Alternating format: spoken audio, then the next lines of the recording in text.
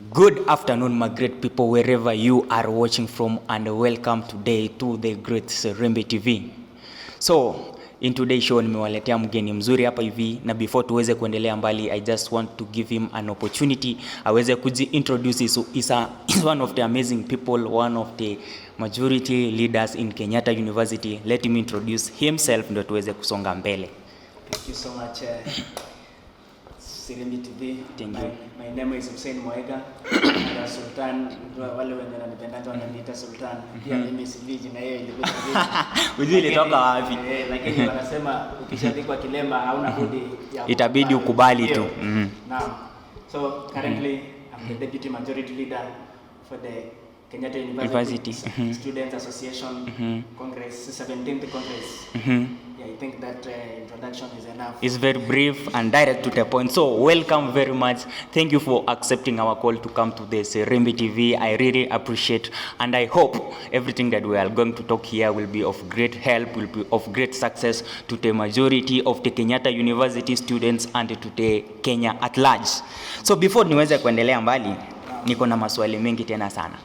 Niko na msululu wa maswali hapa hivi yenye nitakuuliza.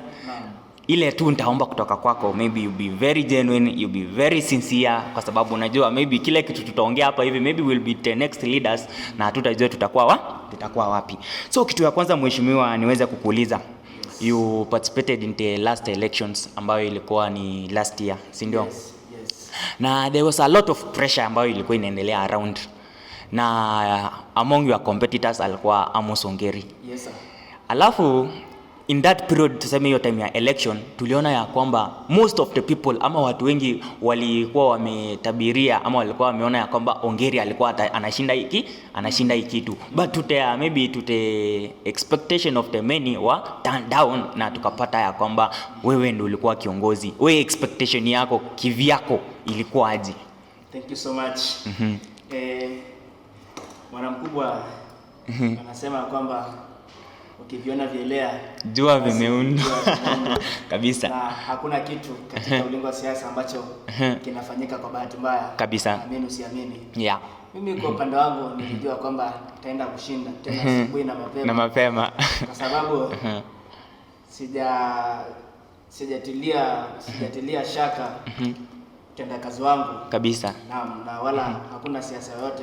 I've never vied for any elective post na nianguke since from primary, high school up to here. So you always fight in a winning battle? Yes. Okay. That's why I had a capacity of going of contesting for a better post than Nyeniko. But you know, I'm a wise politician, and before I decide that I'm going for this post, huwa nimejiposition vizuri umejipanga, naenda kushinda. You get me?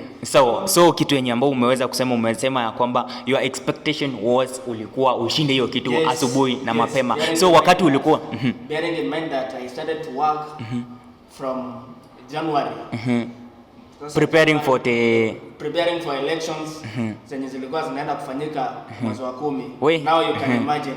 Yeah, sure. So I had worked a lot. You had prepared enough. Yeah, sure. So wakati maybe ulikuwa around, ulikuwa ukitembea, ulikuwa unasikia hii wave ya huyu competitor wako, ilikuwa aje? Sema kweli ilikuwa, unajua hata bwana Amos Ongeri alikuja dizi kwa race. I started this race of the deputy majority leader with people who are at the long last they didn't manage to make it to the ballot. Sure. Wakatoka ballot. Wakaquit. I started the race with the rights of Akina Ofweneke. I started the race with Evans Odhiambo. Sure. Odhiambo. So walianza lakini kumalizia hawakuwa. Yes, mimi venye Ongeri alikuja, actually he wasn't that his candidature wasn't that bad. Yeah, alikuwa anajaribu. Alikuwa properly positioned properly positioned. Yeah, like he was like me. Like Ongeri seems jamaa mwenye si kiongozi mwenye akona propaganda nyingi kabisa. Like it's that kind of a politician who just goes direct to the point and say this is what I will achieve and this is what I have achieved. Unlike other politicians who will ensure that wamekupatia shida na propaganda mingi, wanakupiga na hakuna kitu watafanya, propaganda, hakuna kitu wamefanya, hakuna kitu watafanya tena. Okay, so yeah, I get it. So huo wakati nakumbuka during the election ama during the pronunciation, wakati walikuwa wanatoa matokeo ya uchaguzi, yes, tuliona ya kwamba there's a period there Amos alitafutwa, akakosekana for almost 1 hour. There was tension all over, Amos ameenda wapi nini. So huo wakati mlikuwa pale ndani, mlikuwa mkitafuta Amos ndio maybe muweze kujua hiyo process imeisha aje, feeling ilikuwa aje? Maybe mulisema kuna kitu inaendelea behind the scenes, maybe ameambiwa amewin, maybe ameenda kupanga story na SGC, maybe mbona ameenda missing. Basically unajua tulipokuwa kwa ile chumba tukitegea results from the Kusa Electoral Commission of the 2022 of the 2021-2022 elections. Yes. One of us ambaye ni Amos Ongeri. Yes. Hakuwa. Actually we were 4 of us on the rest. Hakuwa sasa wawili. Kulikuwa na George Oduma, kulikuwa na Carilas, War. But you are the strong competitors, yeah, the two. Like for example, now we are having 2 horses. You are the 2 horses. Yes, you are. What I've been taught by my political mentors is that I shouldn't underrate any political the potential of any politician, any political opponent. Yeah, so I mean, I used to treat them equally. Yeah. You know, anybody can win. You can win as they can win. Politics are very dynamic. That's a better factor. That's a better factor in most of us. Hawakubali. Yeah. So mimi sikuwa na ile na ile uoga ama nini. Sikuwa na uoga ama ile madharau ya kusema this one is not potential than I am, this one is not potential than this one. So mimi sikuwa na dharau though kulikuwa na hizo propaganda za kuwa Hussein is coming from a very marginalized region, Coast has got no numbers in this institution, and but you proved them wrong. And the competitors of mine, 2 of them were from Luo, one was a Kesi, the Ongeri. Yeah, sure. And one of my competitor again was a Luo. Yeah. And again, so the ultimate majority people, yeah, was a Luo, Carilas. Yeah. And there was the only person who was from the minority. Yeah, sure. And na ulijituma ukasema ya kwamba let me go for this. Yes. With the courage that I had. So hapo hivyo tukitegea results, Amos hakuwa, and the officers who were in charge walikuwa wanamtafuta akisema huyu ameenda wapi. Amos akimpigia simu hivi, it's like anawaambia mimi niko town kidogo, ni rush place, lakini if it's possible I will be there. They don't have any issue, can just announce the results. No, such issues are very critical na hawangeweza kukubali kabisa. Pia sisi nasi kama opponents amungekubali kwamba itolewe kama yupo. Yeah, tukasema acha tumsubiri akuje. Yeah, tukangojea akakuja. Alipokuja sasa ndo servers kafunguliwa vizuri. Servers zilipofunguliwa kaanza na race ya congressman bwana Wafula, majority leader, alikuwa landslide. Yeah, kabisa. Yeah, a massive. Then kakuja race ya congress lady ambayo pia Merimula alikuwa ameshinda na a very great massive pia. Then nikakuja kwangu sasa. Majina zilikuwa zimepangwa na alphabetical order. Yeah. So ya kwanza ilikuwa ni ya kiongozi Amos Ongeri. Yeah, ikakuja ya Ongeri. Ongeri bwana inakuja hivi, amejaza bao. Hiyo bao inaelekea kujaza. So definitely hapo moyo pia mimi nikasikia nimeshindwa. Siko nzuri. I've lost it. Kashuka kidogo hapo, sasa kulikuwa na Carilas. Was ballot 002 hiyo si sasa ndio inafuata. Huyo kidogo ameshindwa na landslide. Kakuja kidogo hapo kakuja George Oduma. Huyo pia bado hakuwa na kakuja sasa kwangu ballot number 004. Bwana nasikia tu agents wenye walikuwa hiyo room wanasema these people have got a tie, watu wametry. Kuangalia hivi kidogo nikaona nimempita kidogo tu. Mimi nilijishtukizia nimeruka tu juu kulingana na ile furaha yenye nilikuwa nayo. Na at first kuna ako mentality kalikuja ushashindwa baada ya kuona hiyo bai. After sasa hiyo mentality at least pia mimi kusema kweli it's a race that was very stiff. But I used to say, if I was to lose, then I expected Amosongeri to win. Sure. Because I just loved the personality of that competitor of mine. Yeah. So wakati hii time sasa after results ishatoka msha celebrate, people went for nini, ulikuwa sasa like in a position ya kuongelesha wa wengine, ulimwambia nini the first thing yenye wakati ulishamshinda ulimwambia nini mwenzako? Sincerely speaking, immediately after see we were taken to the electoral college, and so I couldn't take that chance of speaking to anybody. Actually, after winning, what they do is there are always some security officers there, because presiding and returning officers. Sure. So after winning, they do take you to electoral college. Actually, they do take anything that you possess, including the keys. Pesa yenye uko nayo wanakupea vizuri, simu wanakupea kwa bahasha. So I couldn't speak to any person. Nilibeba tu juu okay.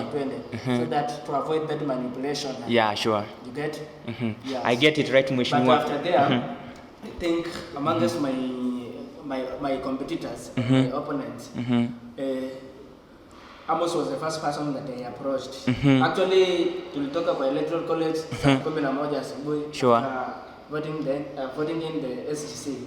And kitu kwanza nilienda ndo nikaweka status nikasema we've won as the School of Education, and I haven't won alone. It was your pleasure, and you had to tell maybe your people who were eagerly waiting for your response. Amasongeri was amongst the people, amongst the first people who responded to or replied to that status of mine. Yeah. And from there we've been talking. Mimi sina shida na yeye, wala sina shida na opponent wangu yote. Tunasema tu sasa let's combine ideas.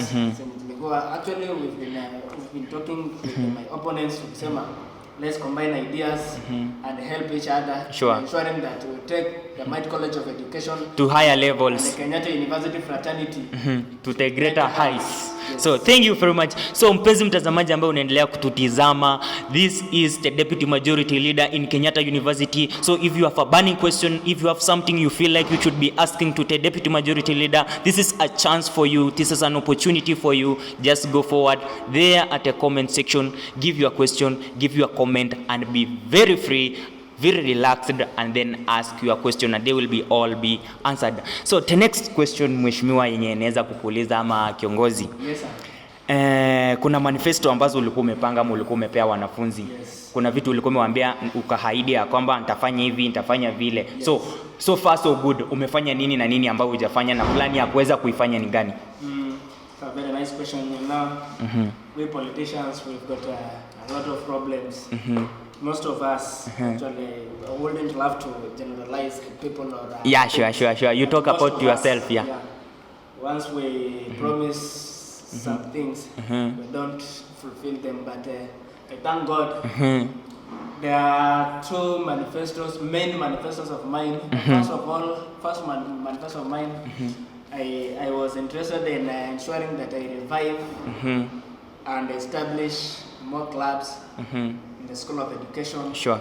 And in Kenyatta University, in Kenyatta University at large, yeah. And I'm glad up to now I've been able to, in conjunction with my fellow students leaders, we've been able to ensure, we've been able to revive most of very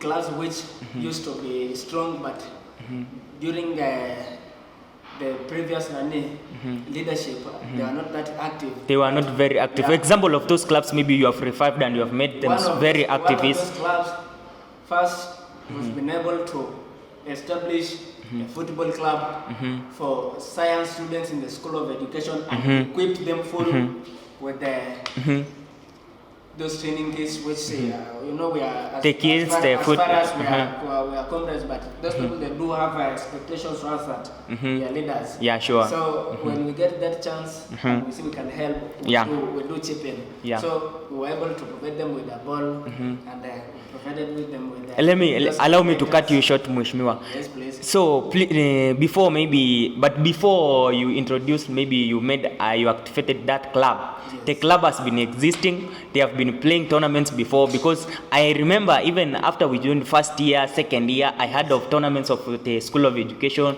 They had organized maybe football games with other universities, something like that. But you have still talked about the same point of reviving the club. What new idea have you brought into the club that was not there? That's now what we want to hear, something like that. At least now, those clubs are being recognized by the institution. We do urge these clubs to get registered by in the office of the Directorate of the Students Affairs, so that in case of anything, the Director of the Students Affairs in Kenyatta University can be aware of whatever is happening and exactly which clubs do exist, so that when those people maybe they do have an activity, an outreach activity or a trip, at least the school may consider them. Give them some token in one way or another. Yeah.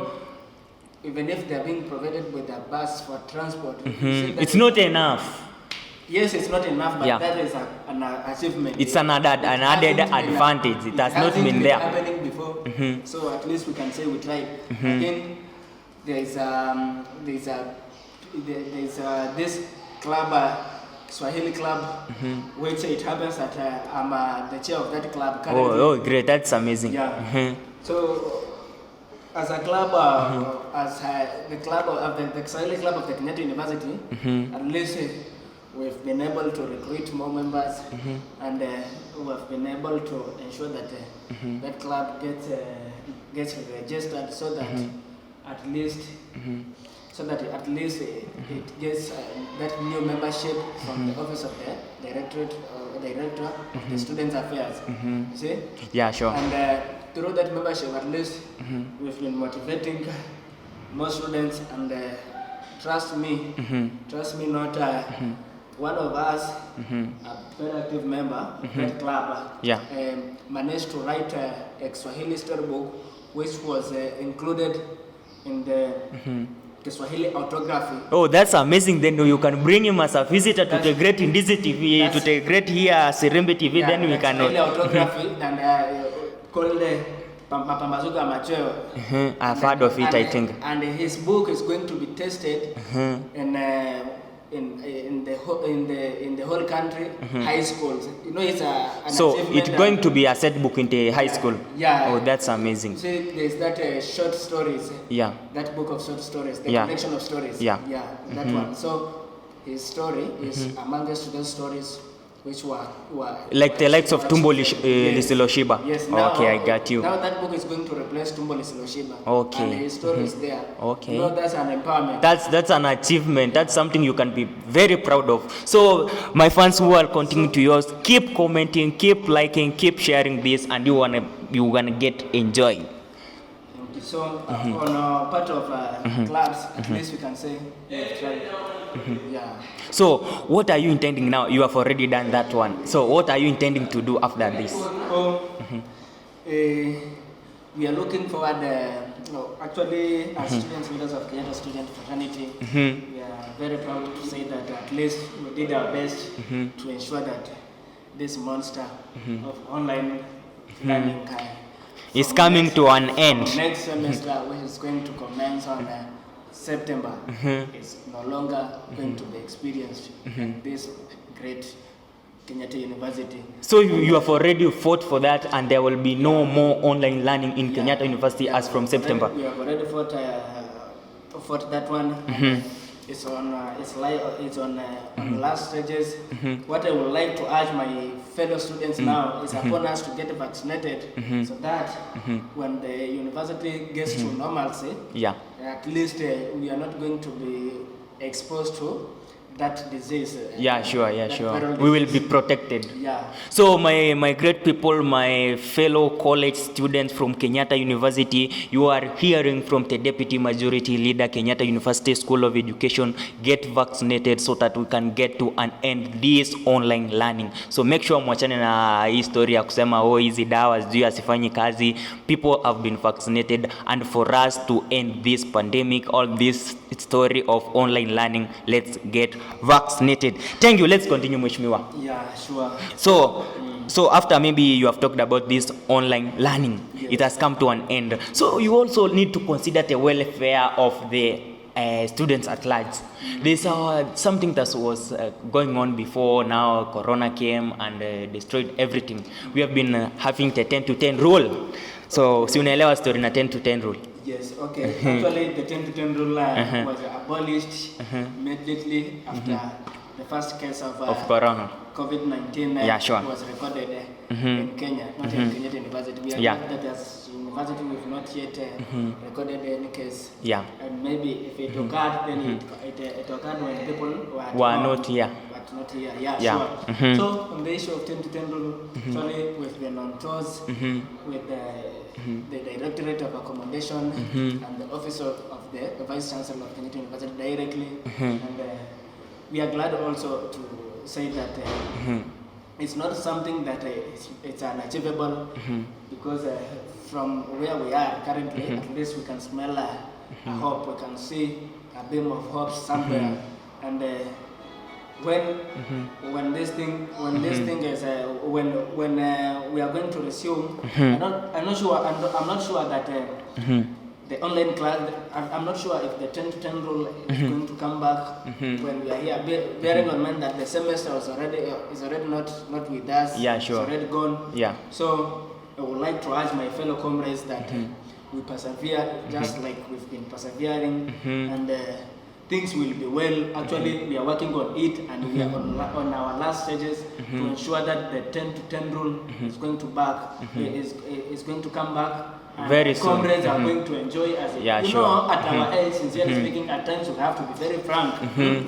Yeah, sure. At our age, most of us, we university students, we are sexually active. Yeah, sure. This is the right time for us to We are bond. very Yeah, sure. sexually active. And there are some stages that when we escape, They will come to haunt you later on in life. Yeah, sure.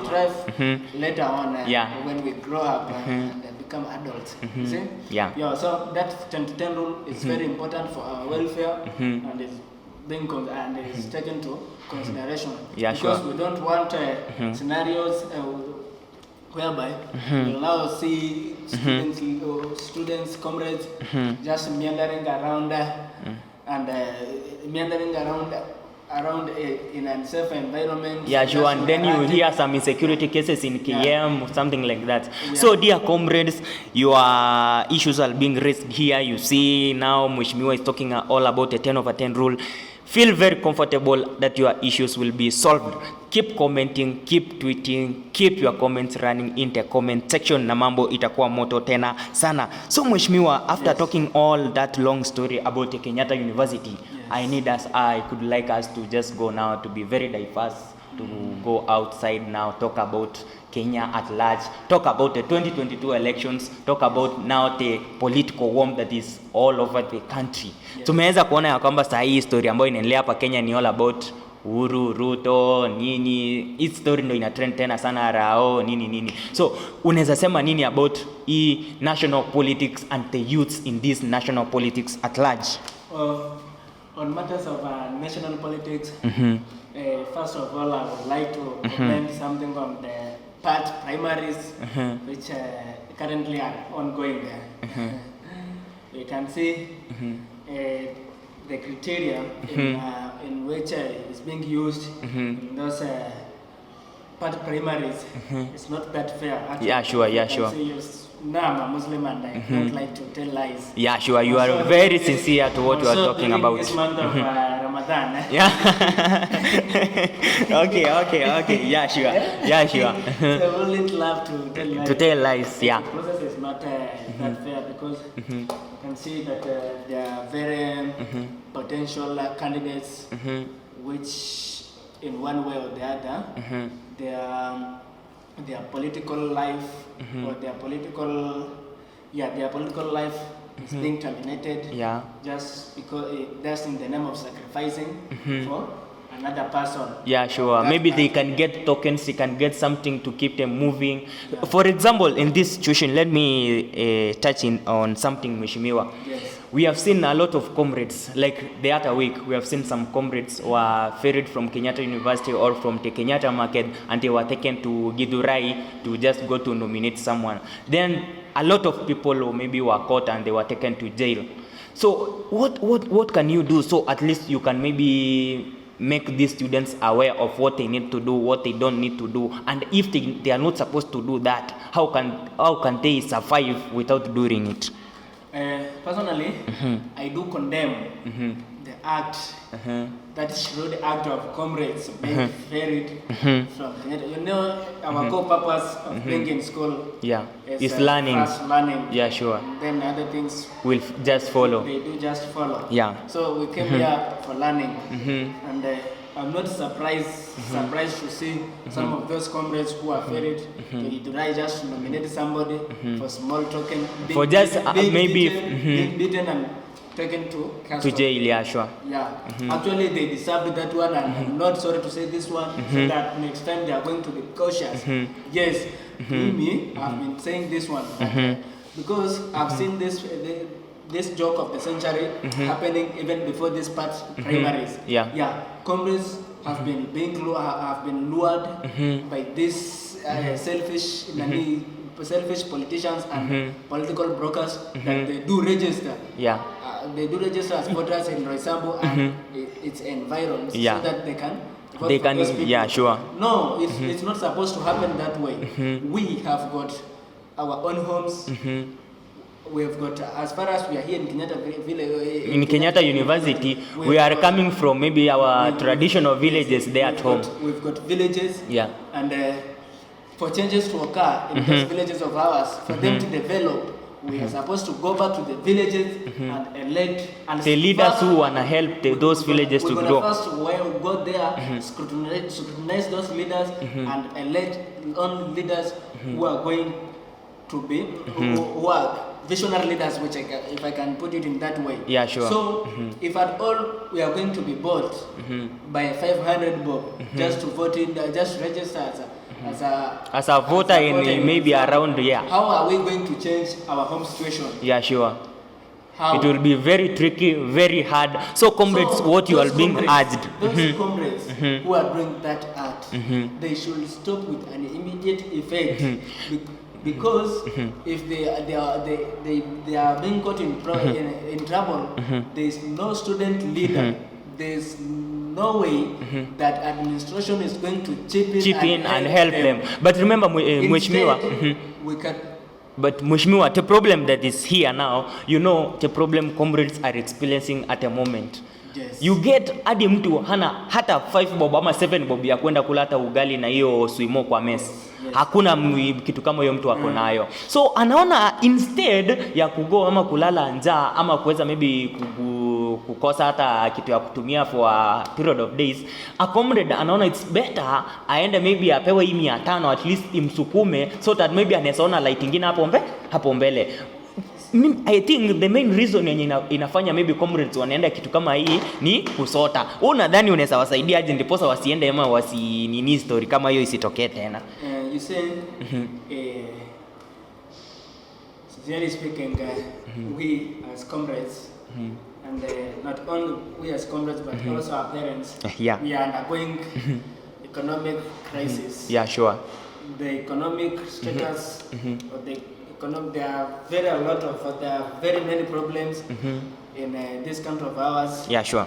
Yeah, so mimi sioni kama mtu kununuliwa kama chapo beans hiyo ni sababu ya yeye kwenda ku nominate mtu. Yeah, we have to bear in mind that one, that the problems, these problems we've been having them, we are having them, and we'll have them. It's only that maybe they are going to vary from one problem to another. So, comrades, I would like to urge you just to use to utilize whatever that little that you have wisely, so that you don't meet yourself in such a scenario. Yeah, sure. Yeah, just to avoid a lot of troubles. Because PRCC kama student leaders we've been helping our fellow comrades. Though sasa hizo si vizuri kuzi-expose because we've been helping at a personal level. Yeah, sure. At least mtu anaku-approach anasema kiongozi mimi niko mbaya kiniokolee kidogo. At least we chip in and help each other as comrades. Yeah, sure. You know, we do have that comrade, that slogan of comrades power. Yeah, sure. Yeah. So comrades in here in Kenyatta University, we are living as family, and there is no essence of one of us akipate huko kwa mashida akipigwa na polisi just because ameendea 500. We can just help each other hapa. Ukiona mwenzako ako mbaya, unajua, yes, they are those cunning comrades, but they are comrades who are suffering genuinely. Yeah, sure. We can identify them easily. Yeah, sure. Yeah, sure. So mtu tu akikujia akimwambia mimi comrade, bro, sister, kiongozi niko mbaya, naomba nisaidie hapa na hapa. And you see genuinely huyu jamaa nisaidie hata 30 bob nikakule mesa, ama basi hata nipeleke mesa nikakule.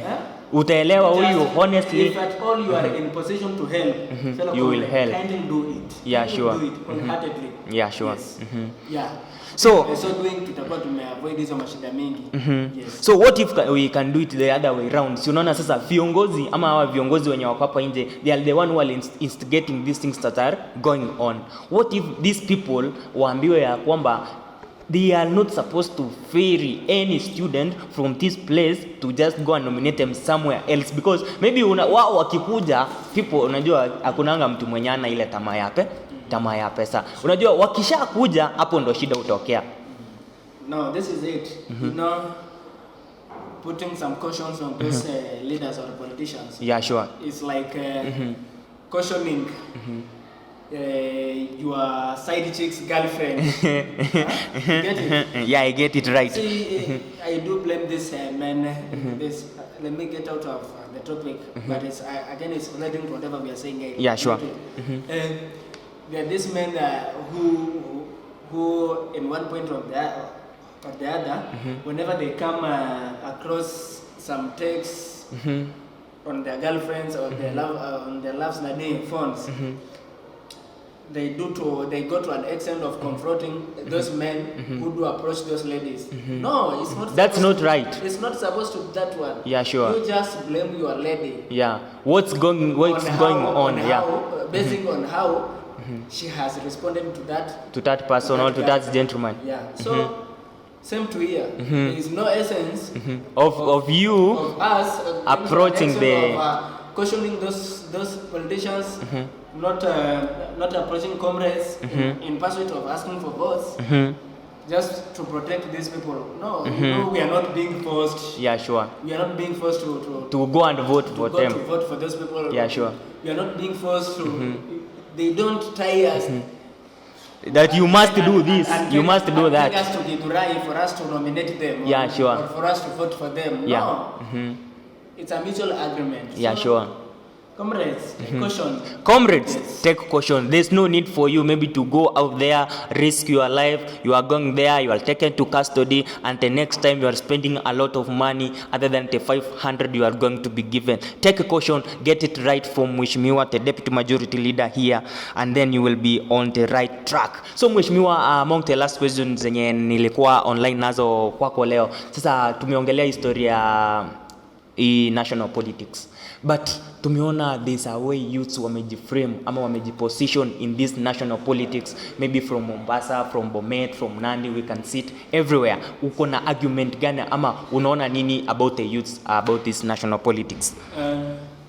First, najua senior, everything has got its own goodies and some bad side of it. Yeah, sure. We use at least at this point we volunteered ourselves to go for those elective posts. Yeah, sure. At least you can cite some viable examples For example, there's this young lady by nickname Toto. This, From Bomet. This young aspirant who just graduated last year, but 2019. Yeah. And you can see she was nominated. She could beat the incumbent women rep, And beat her in the nominations. And maybe Other strong candidates that had money for that same process. Yeah. So at least we can see that youths are actively taking part on those things, and it's a very great achievement for us as youths. And I will call upon my fellow youths to support each other, because I do believe that this Kenyan population is made up of the largest percentage are for the youths. Is the youths. Yeah, sure. So when we gang up and stand up with our own, I think great things are going to happen. Yeah. Yes. That's why we say when we come together, great things happen. Let's come together as youths and we will see great things happening. We can see that there are these political brokers, there are these cabals, there are these people with cantankerous reasonings who do think that youths are stupid and are easily manipulated. Yeah, sure, and they can be used. And they do use us to record those presses just to suit their desires, their political desires. Yeah, sure. They use us and lure us with 200 bob and to ensure us that we do make noise in the streets and we get shot by guns. But, yeah, sure. These elections, 2022, is not going to. That will not happen. And if it's going to happen, we'll ensure that we multiply that one by power 0, so that it is going to become 0. Yes, we are not going to allow any politician to use youths in their own benefits and personal interests. Our interests, we as youths, we are going to support only politicians or only leaders or only candidates with our interests in their hearts. Or else we are not going to support. So what you are saying, Mheshimiwa, we need inclusivity of the youth in the maybe national politics. In fact, if I will be in position, I will do it this way. I will ensure that MCAs, they are all youths. Sure. You see? Yeah. MPs, they are all youths. And then on the top seats, on the top gubernatorial seats, on the top Nani County seats, which are the senatorial seats, gubernatorial seats, and the women representative, we leave them for those elderly persons. But surprisingly, you can see a very elderly person contesting with a youth in a particular ward, in a particular seat, which is uncalled for and is not going to be accepted in one way or the other. Yes. So let's support the youth. That's mediocrity, actually, if I can put it in that way. So let's support the youths. Let the youths just rise up and go for these seats, and the youths will also support you. So thank you very much for coming to this show. Thank you very much for being active and accepting to maybe partner with us in all these things. Now, before maybe we finish this show, yes, what is your next move? Maybe what motivated you into the political world? What are you intending to do in the political world? What's your next step after maybe vying for the delegate seat? Your next move will be maybe for the Congress, for the president. Where will you be? And after that, where will you, after finishing the university, I know maybe you are soon graduating, where will you be heading into the national politics? A very nice question. Actually, no, there are those people who do say leaders are born, and there are those people who argue that leaders are made. So I do wonder how a leader can be made, like a sufuria. Sure. It's logic in one way or the other. So this thing of politics, it has been into my blood since I was born, if I can put it that way. You have been a leader? Yes, I've been a leader from home. I've been a leader. I've been a youth leader from home. I've been a leader since from primary school. I remember I finished primary school as the president of that primary school. Oh, that's amazing. That's great. That's motivating. School, you see, it was It was very much motivating. Prestigious, prestigious. Yeah, sure. Feels good. And then when I went back to the I went for the high school. At least I could also contest for elective posts, and I won. That's why at the beginning of this show, I told you that I've never lost in any election, and I've never imagined Of losing. Yeah. That's why I can do anything possible to ensure that I win. Okay, right. Yes. And in high school, actually, I finished as the academic secretary of our high school, which is again a great move. And here you can see that I ventured in politics since I was in 1.1. I used to be a kingmaker. Of various candidates who are contesting for elective posts, and when time for clapping for others, when I got tired of clapping for others, then I decided that it was my turn for me to be for other people also to clap for you. Yes, sure. Yeah. So I also decided to take part actively in the campus politics. Now I'm where I am. And then now people are clapping for you, and maybe you are aiming for greater heights after this. And sincerely speaking, I've got a very big dreams of taking this institution to greater heights than where it is now. And it is now. And it's my ultimate hope that through the cooperation of comrades, through the cooperation of Canadian University Management, and through God, everything will be very possible. I'm going to achieve whatever I'm desiring for.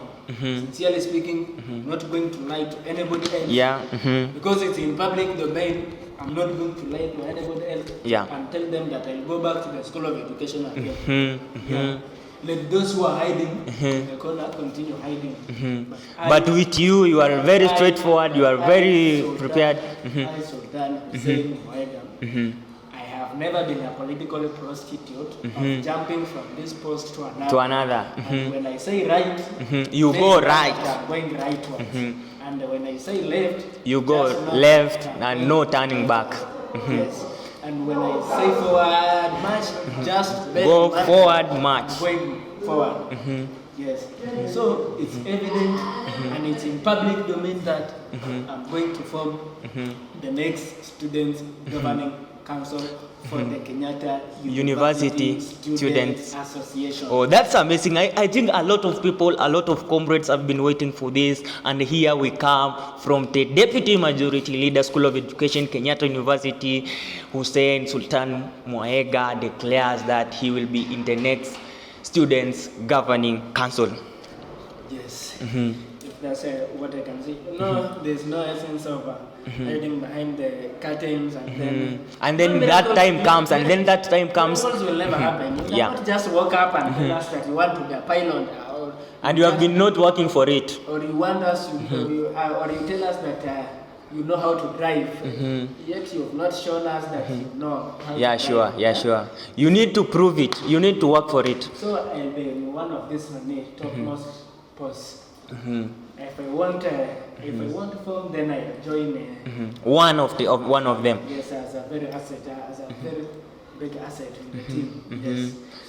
So, and I also asked you to maybe comment about after campus day, after what? Sure. Okay. You know, I was to be in the ballot for the member of county assembly, Mavumbo Ward, race. In one way or the other, just after consulting my family, I just decided to concentrate on your studies, on campus politics, and pave way for my elder brother, the name Emmanuel Malau Mwaega, who is vying for the post of MCA on Mavumbo Ward, and I'm going to support him fully. I'm going to deliver what I can to ensure that victory comes home. So those people, all those comrades from Mafumbo Ward, you can just get it right from Mheshimiwa, support Emmanuel from, you said? Yes, he's my brother. He's called Emmanuel Malau from Mafumbo Ward. Okay, I think they have get it right from you. Yeah. And it should be known that 2027, it won't be a walk from the park. Oh, great. anybody who is planning to contest against me, anybody who is planning to compete against me, be prepared. Get prepared. I'll come for you. I'll look for you first. And you will deal with him or you will deal with her. Yes. Perpendicularly. Yes. Horizontally. All. And you will make sure you are done with him or with her. Yes. That's very amazing. I think you have a very great and amazing dream and amazing goal, and I pray that maybe you will achieve your goals. I think we will be here supporting you wherever you can. Maybe when you need an interview, when you need a platform to talk to the people outside there, just come through. The Serimbi TV is here for you and for our well-being of all the people. So let me give you the last opportunity, Mheshimiwa, to just tell the comrades, all the greater fraternity of Kenyatta University and Kenya at large, your last words. What can you advise? What can you comment? And we just finish at the point. Oh, thank you so much for this opportunity.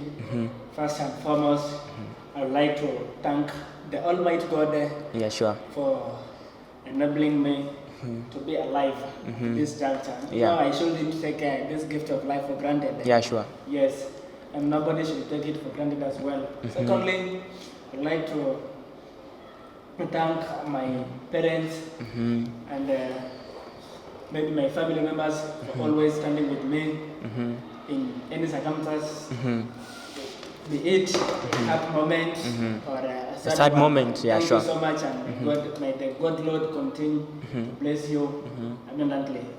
Then, thirdly, I would like to thank the Kenyatta University management first for admitting us in this institution. There are people who have been crying. They want opportunity to come to KU, but they don't get it. Is in vain. So thank you so much for allowing us, comrades, the largest stakeholders, to be here in school. And to the comrades from the School of Education and Kenyatta University Fraternity, thank you so much for giving me this golden opportunity to serve you. I hope you've been enjoying my tenure, and you are continuing to enjoy it. And we hope that by the end of it, with your cooperation, I'll be able to achieve whatever I promised you guys, and we'll be able to take this Might Kenyatta University, this Might College of Education, some greater heights than we got it. Then to the Serimbi TV, thank you so much for this. I really appreciate. Say this favor. It doesn't mean that I deserve it so much to get it or to be interviewed by you guys. I will not take it for granted also. I also appreciate, and I'm very much humbled. I urge you, comrades, there outside, just go to the YouTube. It's my hope that each and every one of us has got a YouTube app on his or her Android phone, and you'll be able to search Serimbi TV, and you'll like, comment, and support your fellow comrades. You don't have an excuse of not supporting your own. Of not supporting this Serimbi TV, because nowadays we as Kenyatta University, we are very blessed to have Wi-Fi routers in the hostels. That's what we have been fighting for. I think that's a great achievement with you, Mheshimiwa, the leaders who are in office right now. So just at least now you can browse at your comfort zone and just support these fellas by just subscribing to their YouTube channel. It won't cost you anything, because bundles are just provided. Thank you so much for your time. May God bless you. I really like it. It has been very amazing. It has been very fantastic. I really appreciate for your time. So, my dear comrades who have been watching up to this time, we really appreciate you. Thank you very much, and keep watching the Serimbi TV. Wait for the next amazing episode of Mheshimiwa here and Amos Ongeri. It wanna be lit. It wanna be amazing. It wanna be fire.